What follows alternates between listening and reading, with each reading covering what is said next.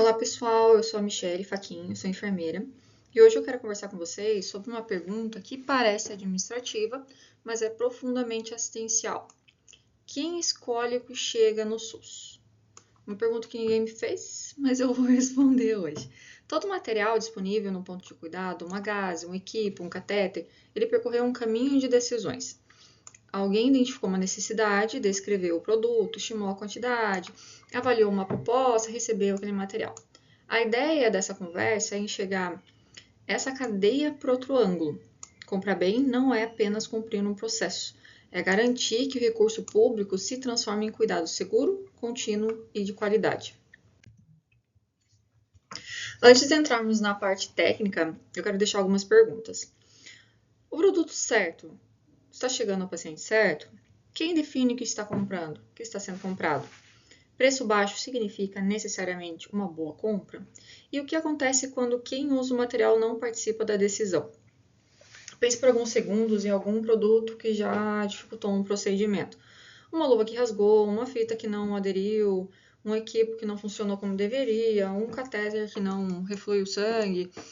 Muitas vezes o problema ele aparece diante do paciente, mas ele começou meses, sei lá quanto tempo atrás, em uma especificação incompleta ou em uma decisão tomada sem ouvir a assistência, sem ouvir quem está utilizando o produto. E é esse caminho que nós vamos percorrer.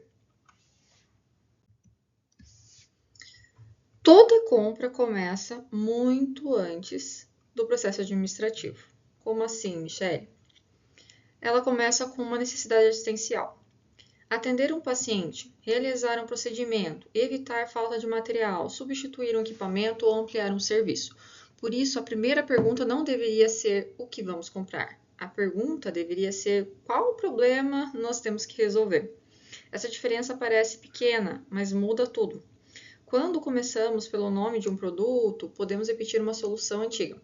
Quando começamos pelo problema, nós conseguimos avaliar quem será atendido, em quais condições e qual o resultado que nós esperamos alcançar. O produto ele passa a ser a resposta técnica para uma necessidade e não um ponto de partida. O que é isso tudo que eu estou falando? A compra começa com uma necessidade. Atender um paciente, realizar um procedimento, substituir o quê? Um equipamento, um produto. Evitar o quê? Desabastecimento. Uma falta de atendimento do usuário, do serviço. Ampliar um serviço novo, incorporar uma tecnologia. Então, todas essas perguntas precisam ser feitas muito antes, durante a fase de planejamento. Aqui nós vemos o percurso completo, né? Da necessidade ao cuidado. Então, a necessidade ela aparece ali na assistência, com os técnicos, enfermeiros, médicos, enfim, outros profissionais. É analisada dentro da realidade do serviço, deve ser analisada, né? Transforma-se em uma solução, depois em especificação de item, quantitativo, segue para a contratação, atravessa a logística e finalmente chega ao cuidado. Parece simples, mas notem que comprar é apenas uma etapa dessa sequência toda. Se a necessidade foi mal compreendida lá no início, o erro segue adiante. Se o produto foi bem contratado, mas armazenado ou distribuído de forma inadequada, o resultado também não acontece. Portanto, o sucesso não é simplesmente concluir uma licitação. O sucesso é desenvolver a necessidade, é resolver a necessidade que deu origem ao processo. É manter o paciente no centro de cada uma dessas decisões. Então, eu preciso planejar certo, licitar certo, comprar certo, armazenar certo, distribuir certo e utilizar certo também. Então, antes de comprar, precisamos responder algumas perguntas. Muito simples. Para quem? Qual população ou serviço vai ser atendido? Para quê? Para que eu vou utilizar aquele produto, serviço? O que é? Qual solução realmente atende à necessidade? Eu preciso pesquisar o mercado para ver o que tem disponível e qual realmente é a tecnologia que vai atender a minha necessidade. Quanto? Qual a quantidade que eu preciso? Qual é a demanda real? Calcular também o período, né, de distribuição, de aquisição. e como esse produto será entregue, guardado, distribuído e utilizado. Vejam que nenhuma dessas perguntas pertence exclusivamente ao setor de compras, um setor administrativo. A assistência, os profissionais que estão lá na rede de atenção, na ponta, precisa ajudar a explicar o uso, a logística, informa limites de armazenamento. O planejamento, ele olha o consumo, a demanda, né, os cálculos. Quando uma dessas respostas falta, o risco reaparece mais adiante, muitas vezes como desperdício, falta de material ou dificuldade no cuidado. Muitas vezes nós nos deparamos lá nas unidades de saúde, né, nos setores de atendimento, com a falta de um insumo ruim, e a gente não entende todo o processo anterior que existiu até aquele produto chegar até nós. Todos os profissionais que foram envolvidos, dentre outras situações. Por isso, as compras em saúde não cabem em um único setor. Assistência, né, os profissionais de saúde, eles conhecem o uso real, né, quais são os produtos que realmente atendem às necessidades dos serviços. A gestão, ela define as prioridades, questão de orçamento, previsão orçamentária ali durante o ano, possíveis demandas sazonais, compras, o setor de compras ou um setor administrativo que é responsável por isso, ele conhece o mercado e a viabilidade do processo, ao menos pesquisa sobre isso, se capacita. O setor de logística, ele deve saber como o material circula, então dados de transferências e solicitações, de quanto que o material está saindo por mês, se está tendo baixa, se está tendo aumento, às vezes alguma situação, né? Na saúde a gente sabe que às vezes nós temos as demandas sazonais por surtos, epidemias, ou apenas alguns casos isolados, má gestão diretamente lá do setor que está recebendo, às vezes não pediu o que precisa, no outro mês pediu a mais. O setor financeiro, ele organiza os recursos junto com a gestão, e a fiscalização de contrato, ela acompanha o que foi contratado. Isso é um breve resumo dos profissionais envolvidos, né? São os principais, digamos assim. Nenhuma dessas áreas enxerga tudo sozinha, não tem como. A decisão mais segura acontece quando esses conhecimentos se encontram. Isso não significa reunir todo mundo para discutir cada item. Vou sentar com todos os setores, com o meu financeiro, com o meu secretário de saúde, com o pessoal da logística para discutir a compra de cada item. Não. Nós precisamos criar momentos claros de participação, com responsabilidades bem definidas e canais para que a informação circule. Michelle, é difícil, eu sei. Mas a decisão administrativa, técnica assistencial, ao mesmo tempo precisa ser coesa para que as compras públicas funcionem adequadamente. Então, cada área, ela enxerga uma parte do problema, como nós já estávamos falando anteriormente. A assistência descreve a necessidade e o desempenho esperado. A área técnica transforma isso em requisitos, né? Quem está ali fazendo as especificações técnicas, avaliando o mercado, junto com o setor de compras, que verifica se a contratação é viável, se é competitiva, se atende às leis, às instruções normativas, né? A lei de licitações, a 14133, de 2021. A logística, o setor de logística de almoxarifado, avalia o armazenamento, a distribuição. O financeiro conecta a demanda ao planejamento e a fiscalização de contrato verifica se aquilo que foi prometido, está realmente sendo entregue. Então, eu licitei e comprei um tipo de gás e eu preciso receber o mesmo tipo de gás. Já aconteceu situação, logo quando eu comecei a trabalhar no almoxarifado, que um breve resumo, eu sou enfermeira, né, sou especialista em gestão em saúde e controle de infecção, e depois que eu comecei a trabalhar no município, eu estava trabalhando na assistência, ali na unidade de saúde, nas UPAs, e eu pedi para ir para o setor administrativo, que é uma área que eu gosto. E quando eu fui transferida, fui para o setor de almoxarifado, que ninguém queria. Cheguei lá, primeiro eu fui entender como funcionava aquilo lá, porque era muito diferente do hospital que eu tinha experiência em compras. O que é um pregão, o que é uma licitação, por que precisa de tudo isso. Era uma outra lei ainda que a gente utilizava, a 866 de licitações.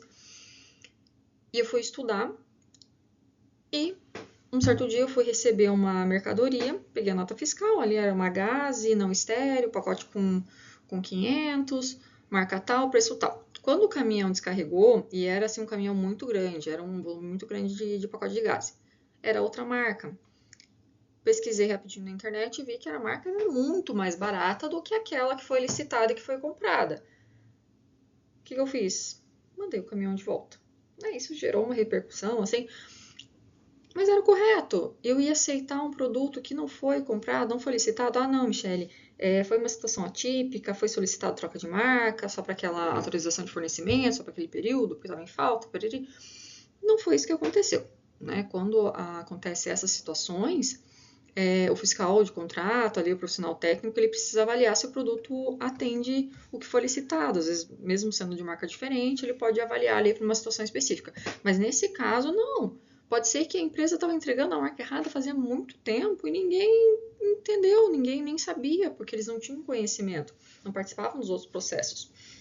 E eu nem estava participando dos outros processos ainda, eu tinha acabado de entrar. Depois disso, eu fui estudar, né? Fui aprender sobre licitação, sobre contrato, sobre avaliação de insumos, de amostra. Sim, teve o período que eu estava licitando, comprando, controlando estoque e fiscalizando, distribuindo e até utilizando, fazia alguns plantões, às vezes nas UPAs, então eu fazia o círculo completo. Não indico, não indico. Nem faz parte da lei de licitações sobre segregações de funções, então não indico, mas foi bom para eu aprender todo esse ciclo, do início ao fim. Voltando ao assunto. Então, quem está recebendo o produto está lá e verificou, precisa verificar se ele está sendo entregue de acordo com o que foi licitado, de acordo com o que foi comprado. O problema, ele surge quando uma área tenta decidir com informações que pertencem à outra. Né? O financeiro ele não vai saber se a gaze que eu tô contratando tem qualidade, porque ele não utiliza ela, nunca utilizou. Como o enfermeiro lá da UPA dificilmente vai entender sobre orçamento, sobre dotação orçamentária. Pode entender, mas não está na prática dele do trabalho dia a dia. Então, uma boa contratação, ela não depende de uma pessoa para saber tudo. Já fiz isso durante um período, não tudo, né? Mas uma boa parte ali da... Mas não é esse o instrumento correto, tá? O instrumento correto é existir a divisão de conhecimento e poder compartilhar esse conhecimento para tomar uma boa decisão no final. Então, a boa contratação, ela depende de que as informações certas se encontrarem no momento certo. Esse é o sentido prático da atuação multiprofissional que eu defendo aqui e venho defendendo em congressos, em palestras, para nós melhorarmos nossas compras em saúde, nossa gestão em recursos. Então, voltando, quem utiliza o produto precisa participar do processo. Não fujam. Se convidarem para participar de câmaras técnicas, avaliação de insumos, participem. Eu sei que lá o teu setor talvez não te pague a mais, não te dê uma gratificação, mas você está participando da gestão de recursos públicos. A gente não pode entender que o que é de todo mundo não é de ninguém. O que é de todo mundo é de todo mundo, é nosso. Nós estamos trabalhando ali na saúde pública e nós temos que ajudar a gerir os recursos públicos. Por quê? Quem utiliza o produto conhece detalhes que dificilmente aparecem em um catálogo, numa ficha técnica, né? As condições reais do procedimento, o perfil dos pacientes, os pontos de dificuldade, os riscos e os problemas observados ali nos materiais anteriores, né? Já conhece, às vezes, o produto, já sabe que não funciona. Essa experiência ela não deve aparecer como, eu gosto dessa marca, eu gosto da outra marca. Não, ela precisa ser traduzida em critérios técnicos, né? Esse produto aqui ele rompe com facilidade, ele vaza. Não, ele é compatível com outro produto que eu tenho, que precisa ser compatível com algum equipamento. Exige mais trocas, que acaba se tornando um custo maior. Dificulta a técnica, né? Muito grande. Vou pegar um catéter, ele é muito legal, mas ele é muito grande, ali na pediatria não funciona. quando conseguimos descrever a experiência dessa forma, o conhecimento assistencial ele se transforma em conhecimento técnico, né, para contratar os produtos. Participar não é escolher uma marca, dizer, não, eu gosto dessa, vou pegar da internet um descritivo e falar, não, essa daqui é legal. Não, é explicar o desempenho necessário para cuidar com segurança, é eu explicar a minha necessidade para os demais envolvidos e nós juntos construirmos um objeto correto de contratação. Especificação de item é o detalhe que muda o resultado, tá? E eu vi isso na prática, uma vírgula faz diferença numa licitação inteira. Ela é a tradução da necessidade. Então, palavras como adequado, resistente, de boa qualidade, elas expressam uma intenção, mas elas não permitem verificar o produto. Adequado para quê? Resistente ao quê? A qual esforço? Qualidade medida por qual característica? Precisamos transformar essas ideias em critérios observáveis. Material, composição, compatibilidade, capacidade, dimensões, desempenho, segurança, unidade de fornecimento. O desafio disso tudo é encontrar equilíbrio. Né? Uma descrição insuficiente, ela abre espaço para produtos inadequados. Então, uma descrição excessiva também pode restringir a competição e direcionar a compra. Às vezes, vem um fornecedor lá e me fala, olha, esse produto aqui, bom. Mas o que tem diferencial no teu produto? Não, porque ele tem uma composição ali que tá... As pessoas testam ali, parece bom. Aí tu vai precisar ao mercado, só tem de uma marca e é uma característica totalmente dispensável. Eu vou restringir. Vou pagar mais para um produto que talvez nem precisa dessa especificação. Por isso que é tão importante analisar também o mercado para entender o que tem disponível e o que eu preciso.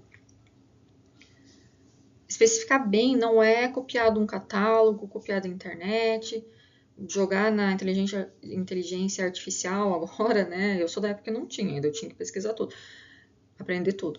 Jogar na inteligência artificial e pedir lá um descritivo bom, sem direcionamento de marca. Ajuda, né? Que bom que tem essa opção agora. Mas tem que se dar o trabalho de ir lá, ver se realmente é aquilo, né? Então, é definir somente aquilo que é necessário, justificável e verificável para o resultado esperado.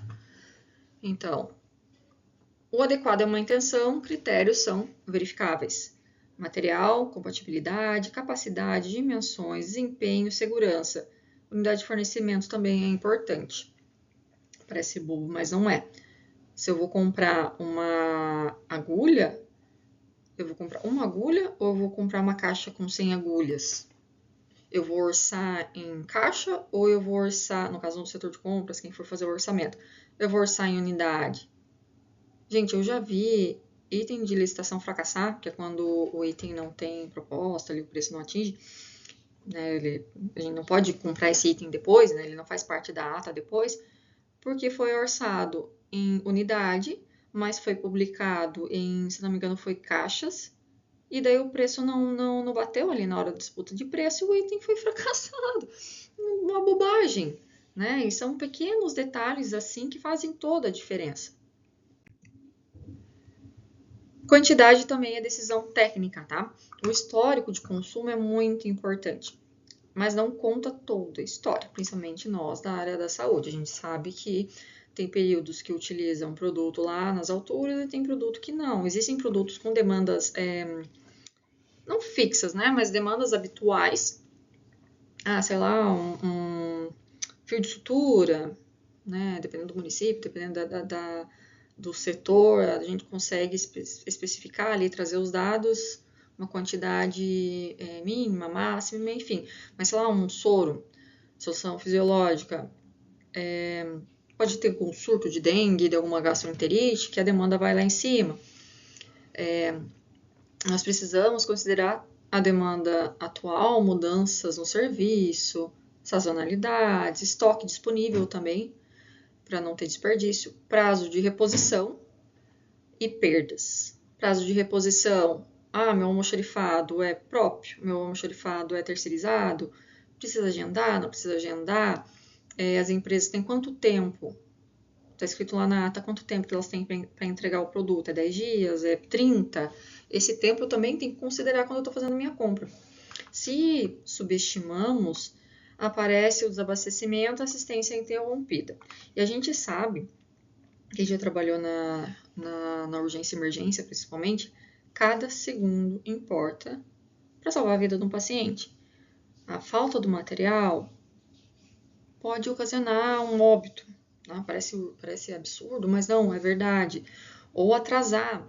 Já aconteceu na minha prática, antes de trabalhar até com almoxarifado, eu estava na urgência, recebi um paciente, estava muito inchado, era um paciente idoso, fui pegar o catéter para passar a medicação, não refluía sangue. Não tinha como não estar refluindo sangue. Peguei outro catéter, não estava refluindo sangue. Peguei outro catéter e não estava refluindo sangue. Que desespero. Eu tive que colocar um scalp, um dispositivo, aquele butterfly, para conseguir fazer a medicação, e depois a gente passou um catéter, e daí comentei com o pessoal, eles, não, esse catéter que veio aí da prefeitura é horrível, ele não reflui sangue, a gente não consegue passar medicamento. Olha o tempo que eu desperdicei ali brincando com o catéter, brincando não, né, mas ali testando o catéter no paciente, perfurando o paciente várias vezes, um paciente com uma rede venosa terrível, assim, para conseguir funcionar, porque o produto era de má qualidade. Ah, nossa, mas é que ele era mais barato. Para quem? Eu utilizei muito mais e acabei não conseguindo até fazer o procedimento naquele momento. Então, o objetivo não é comprar muito, nem comprar pouco. Né? É bem importante frisar isso. É garantir o produto certo, na quantidade certa, no momento certo. Para isso, quem conhece o comportamento do serviço precisa, sim, conversar com quem acompanha o estoque, consumo, prazo de entrega, tudo isso importa.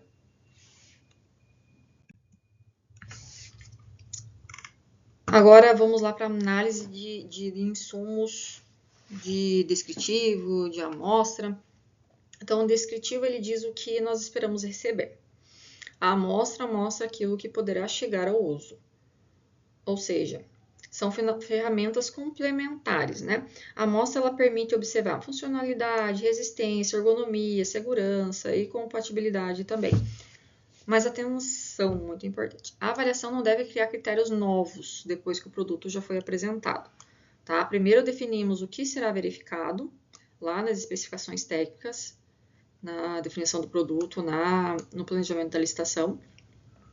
Depois que nós aplicamos o mesmo procedimento nas amostras, em todas as amostras, tá? Por fim, registramos a evidência. Como que funciona a avaliação de amostras?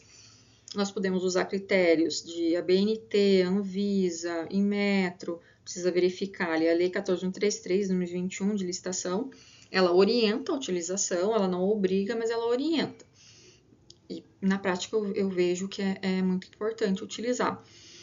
Então, eu vou avaliar um item, vou fazer minha especificação técnica, eu já vou citar que precisa seguir a ABNT tal, a ISO tal, ter registro na Anvisa, etc. Quando eu for avaliar a amostra, eu vou avaliar de acordo com o que eu solicitei. Eu não posso inventar normas depois, na avaliação de amostra, se eu não solicitei antes, não coloquei no edital. Mas se, na hora ali, não gostei do produto, como que eu vou justificar? Depende, né? Já aconteceu várias vezes. Descritivo de item maravilhoso. Chegou o produto, testei ali, né? Trabalhava somente no administrativo, as especificações técnicas, a ficha, enfim, estava ótimo. Mas pensei, mas esse produto dá tanto problema? Eu vou colocar para teste clínico, teste na prática. Coloquei para teste, os profissionais me trouxeram outra situação. Ah, ele não atende por causa disso, isso, aquilo. Ou um outro produto que eu nem esperava que fosse tão bom. Olha, ele é ótimo. A gente acaba vendo que talvez o de menor preço não atende, mas também o de maior preço também. Aconteceu há pouco tempo, situação de alguns catéteres que eu achei que seriam maravilhoso, mas o pessoal da urgência, principalmente a parte da pediatria, falou, é muito grande. É bom, mas é muito grande. Para nós seria melhor um menor. Aí seria um intermediário. Um preço bom, tem qualidade, e eu avaliei ali com relação no teste clínico. Claro, ele precisa estar dentro das especificações técnicas que eu elaborei lá na fase de licitações. Eu não posso mudar, mas eu posso justificar aqui na prática, com, né, claro, avaliações e tudo mais, testes, que não atende às necessidades do meu serviço. Como analisar uma amostra? Então, esse checklist ele ajuda a organizar a análise. O produto atende ao descritivo? A documentação corresponde exatamente à amostra? Às vezes está escrito lá, matadura 18 fios, tu vai ver, tem 9 fios, se for contar muito. As medidas conferem, então tem que pesar, medir. Funciona nas condições reais previstas, que é igual o exemplo que eu dei dos catéteres. Existe risco para o profissional, para o paciente? Sei lá, uma gase que está saindo fios, um catéter que está perfurando na hora de abrir o catéter, a ponta, enfim, tá com algum problema. Observem a sequência ali no rodapé, é o critério definido antes, avaliação objetiva e parecer fundamentado. Sem essa sequência, duas pessoas podem avaliar o mesmo item e chegar a conclusões totalmente diferentes. Com ela, nós conseguimos explicar como testamos, o que encontramos e por que nós aprovamos ou reprovamos aquele produto. Isso ele protege o processo, a equipe que está participando da avaliação e principalmente, né, o usuário do serviço. Vamos aqui imaginar dois produtos com o mesmo preço unitário, R$10. No papel parecem equivalentes, mas o produto A ele mantém o desempenho esperado, enquanto o produto B exige mais trocas e gera mais perdas. Qual deles é realmente mais barato? O preço na nota fiscal é igual, mas o custo do uso é diferente. Pesos, dimensões, rendimento, resistência, composição, apresentação, tudo isso pode alterar o consumo e o tempo da equipe. Esse exemplo ele é didático, mas a situação é muito real. Produtos aparentemente semelhantes podem entregar resultados completamente diferentes. Por isso, comparar apenas preço em nome do item não garante equivalência. Precisamos comparar o que o produto entrega na prática.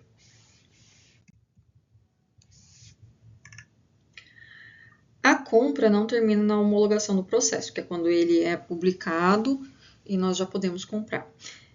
Depois de contratar, é preciso receber, conferir, armazenar, distribuir, utilizar e monitorar.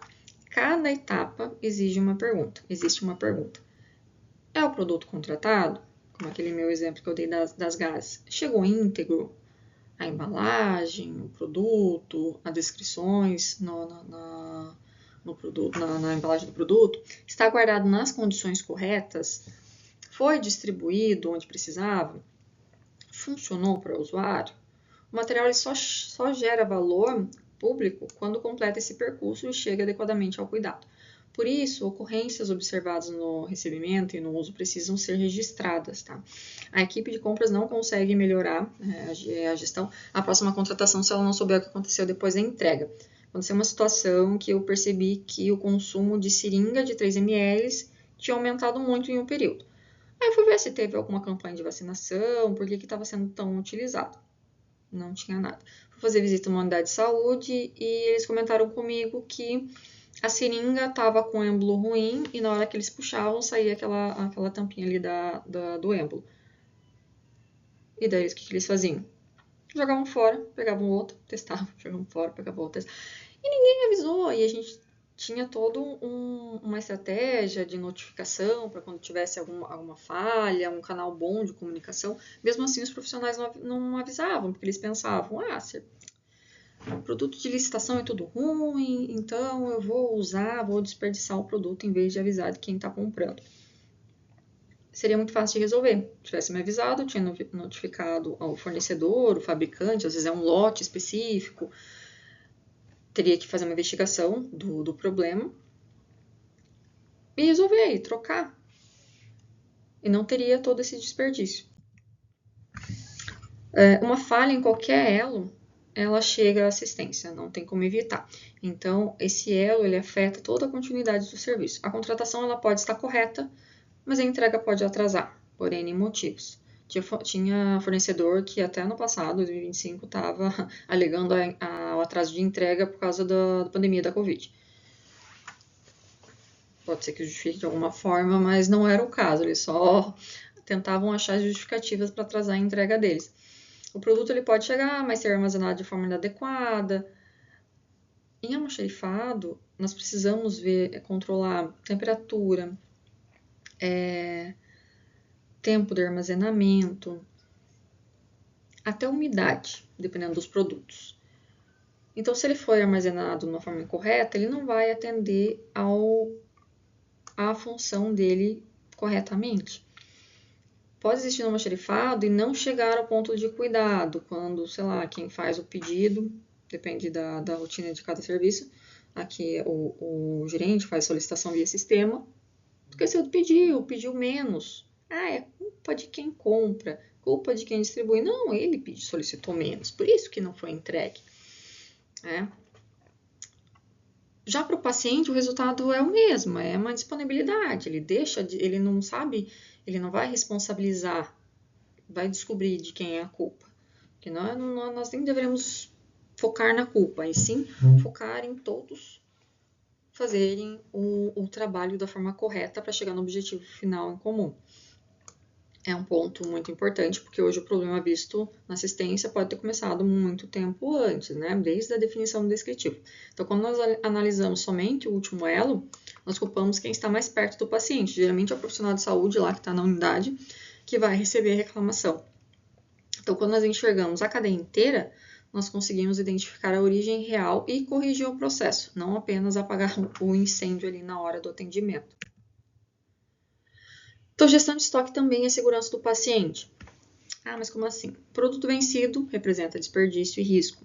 Produto em excesso imobiliza recurso e ocupa espaço físico no almoxarifado, na unidade de saúde. Produto em falta interrompe a assistência. Então, portanto, estoque adequado não é estoque cheio, né? Porque só tem pouco. Não tem que ter o necessário previsto ali para atender a demanda e para considerando o espaço físico de onde está armazenado, o tempo de aquisição, o orçamento específico para aquele período. É disponibilidade na quantidade certa, no local certo, no momento certo. Isso exige informação confiável sobre o consumo, validade, movimentação e prazo de reposição também. Exige comunicação, que é o mais importante. Mudanças em protocolos ou na demanda essencial precisam chegar rapidamente ao planejamento.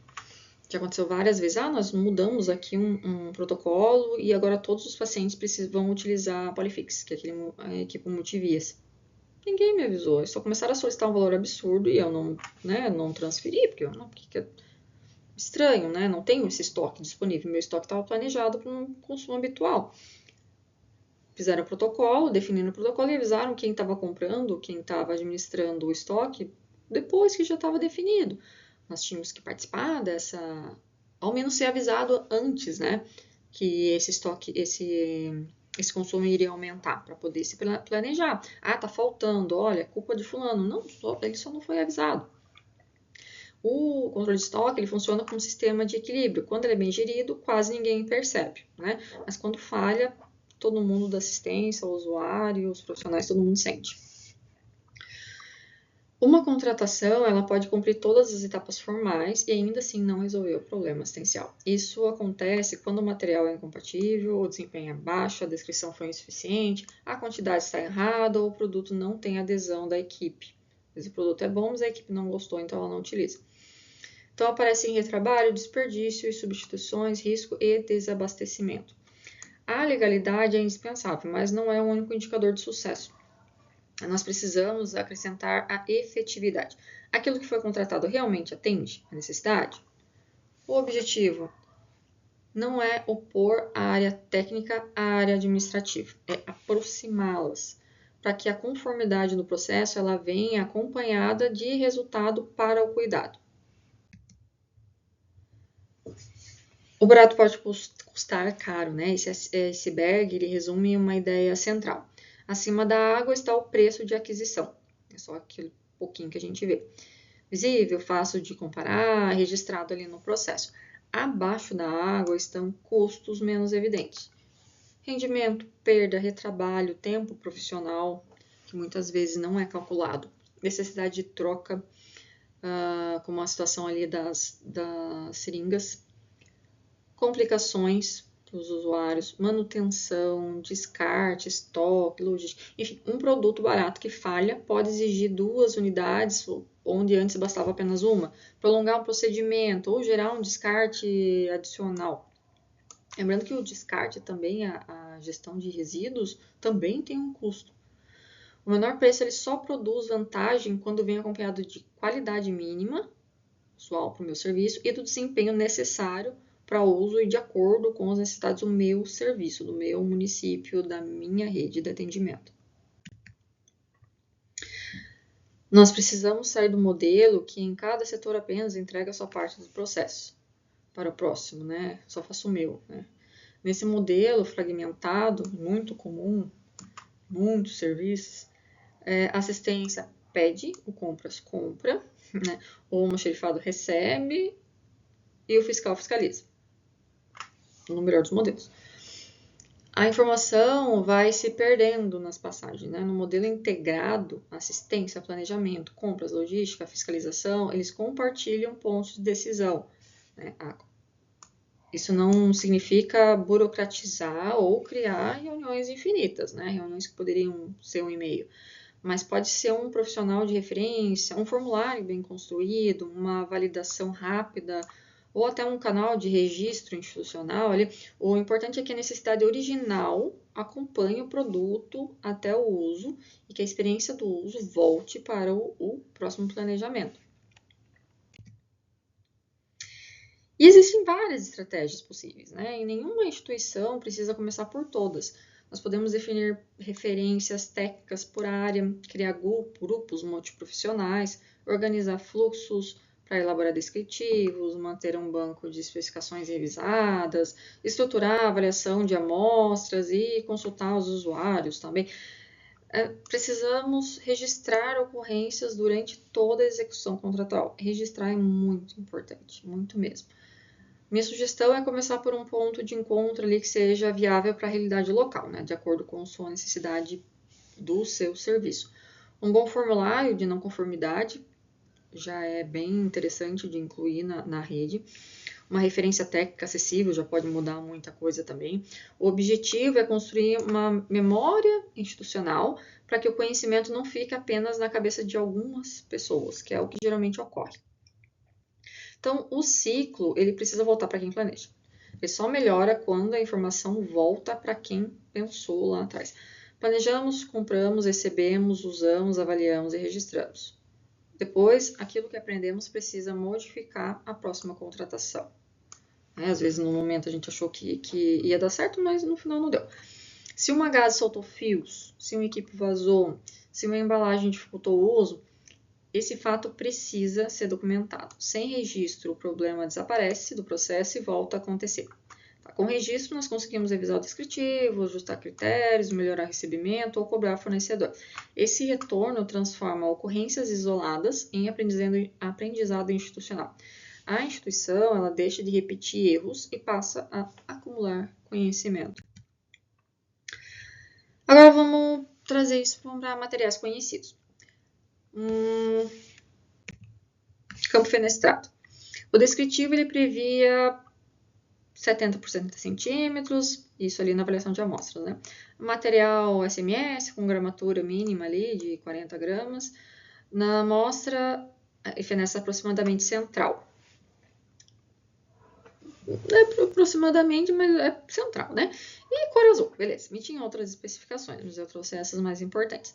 Na amostra, a abertura estava, né, totalmente fora do centro. Na prática, a gente sabe que ia ser difícil de utilizar esse SMS. Parece um detalhe pequeno, talvez para a indústria, né, fazendo ali em grande escala. Fez um erro que não foi previsto. Porém, a posição da fenestra está aplicada à nossa aplicação usual ali dos procedimentos que nós realizamos com os usuários. O que podemos avaliar diretamente nessa amostra? As dimensões do campo, tamanho, a centralização da abertura, cor, acabamento, integridade. Ali na avaliação da amostra física. Na parte documental, nós vamos olhar qual é a composição, características que exigem ali na ficha técnica, laudo, certificado, A lição é simples. Cada requisito precisa ter uma forma adequada de comprovação. Nem tudo se resolve olhando, nem tudo precisa de laboratório também. Outro exemplo. O equipe para nutrição interal, cuja câmara deveria ter capacidade mínima de 9 milímetros. Tá, Michele, mas qual desses dois tem? Será que é o maior? Será que nenhum dos dois? Será que é os dois? Aqui eu comparei duas marcas para nós conseguirmos ver que no mercado existem de todos os tamanhos. Mas como que eu vou avaliar isso realmente? Primeiro eu vou ter que isolar a câmara para impedir que a água avance, depois eu vou preencher completamente de água. Tá? Esse é um teste usual ali para verificar equipe de nutrição. Por fim, eu vou retirar todo o conteúdo ali da câmara com uma seringa graduada de 10 ml e vou verificar o volume. O critério de aprovação é 9 milímetros ou mais. Percebam que não estamos dizendo a câmara parece grande, a câmara parece pequena. Nós estamos aplicando um procedimento simples, repetível e registrável. Apenas com essa foto não dá para dizer nada. Além disso, outras características, filtro, conexão, funcionamento da pinça, flexibilidade, ausência de vazamento, enfim, elas exigem outras verificações. Né? Um critério bem escrito, ele já indica como será demonstrado. Mais um exemplo, com peça de gás estéreo. Na embalagem, o produto pode parecer super adequado. O descritivo ele informa dimensões fechada, aberta, número de fios, camadas, dobras, unidades, mas a amostra ela revelou ali claramente fios soltos e acabamento irregular. Isso pode interferir no uso, no desprendimento de fibras, no desempenho do material, até em procedimentos cirúrgicos, ficar fio de gás lá dentro do paciente. A avaliação lá direta ela permite medir, contar e observar. Os fios, as camadas, as dobras, acabamento, embalagem, quantidade.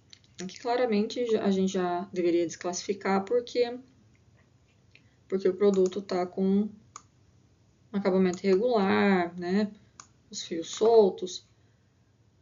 Mas também tem outras dimensões que nós precisamos avaliar, como composição, esterilização, mas isso é a comprovação documental. Né? O importante é não avaliar apenas pela impressão geral. Medir, contar, observar e registrar transforma a percepção em evidência técnica. E registrar tudo, né? Nesse último exemplo, duas amostras eram apresentadas na embalagem com a mesma especificação e a mesma finalidade. Então, o preço era pouca diferença, tá? Mas a avaliação ali, ela mostrou diferenças de peso, medidas, trama, acabamento e qualidade no material, bem visível, né? Olha a diferença. Essas diferenças, elas podem alterar a resistência do produto, rendimento, desempenho. Eu vou ter que utilizar muito mais a atadora para conter, às vezes, uma secreção que eu poderia usar menos a outra. Ela se tornaria muito mais barata, ou o valor equivalente. Então, surge aquela pergunta, nós podemos presumir que são equivalentes apenas porque o nome é igual? Atadura, 18 fios, tipo 2, tarará, né? Não, né? A equivalência ela precisa ser demonstrada pelos critérios relevantes para o uso. Esse é um cuidado importante tanto na pesquisa de preço, lá antes de licitar, quanto na análise de amostras. Se compararmos produtos diferentes como se fossem iguais, nós podemos estimar mal o valor e escolher uma solução que não entrega o resultado esperado. Então, eu não posso esperar por esse produto aqui, mas quando eu for fazer meu orçamento, eu orçar com dados desse produto aqui. Eu não vou conseguir isso daqui.